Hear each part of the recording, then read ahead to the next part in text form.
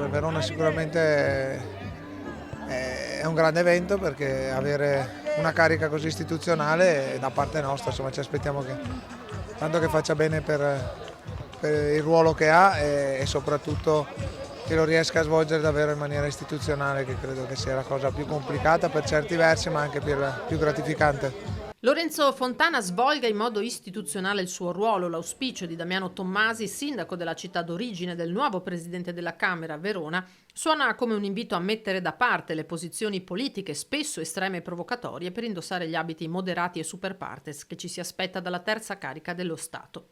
Dal Veneto sono i leghisti, ma neppure tutti, a esprimere soddisfazione per l'elezione di Fontana. Lorenzo Fontana è una persona che conosco da tantissimi anni, persona con la quale ho da sempre un bellissimo rapporto e penso che sia la persona giusta al posto giusto in questo momento, perché è veramente una persona di un altissimo profilo e anche con le idee giuste. Il clima rispetto alla nuova maggioranza è però tutt'altro che sereno, anzi al Colosseo è apparso uno striscione contro il neo presidente del Senato, Ignazio La Russa, con il suo nome scritto al contrario, la stella a 5 punte.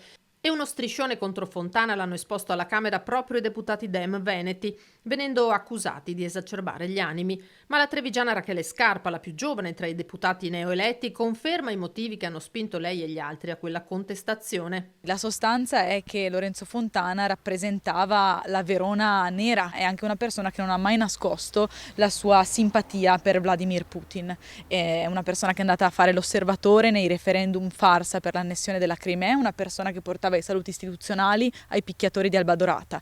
In questo senso non possiamo dire che ci rappresenta.